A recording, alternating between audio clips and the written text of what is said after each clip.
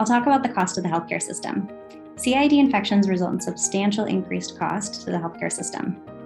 In one study in 2020, they showed that average annual medical costs were 2.4 times higher for CIED patients with an infection. And in that study, it was a difference of $57,000. In another study in 2016, they showed that increased incremental healthcare expenditure 12 months after implant, this all was increased for all severities of infection. And the highest cost was associated with sepsis requiring inpatient admission and implant removal. And for those patients who were the sickest, for their costs over 1 year were about $300,000. There are similarly high expenditures in Medicare patients with CIED infection. There's a high resource utilization whether or not the patients underwent device removal in this study in 2018.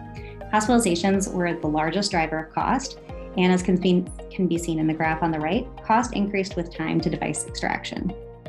In hospitalizations, increased length of stay increases cost for patients with CIED infection.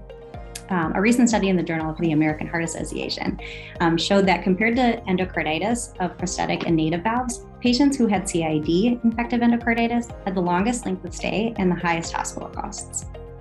So how can we reduce cost of CIED infection?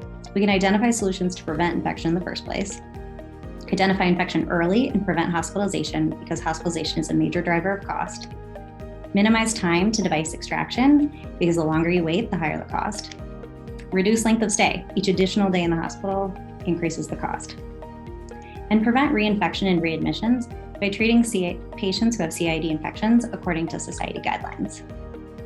And so for my final thoughts, and a call to action, we must work to identify solutions to overcome the structural barriers that exist within our healthcare system, which lead to delays in identification of infection, referral, and device removal.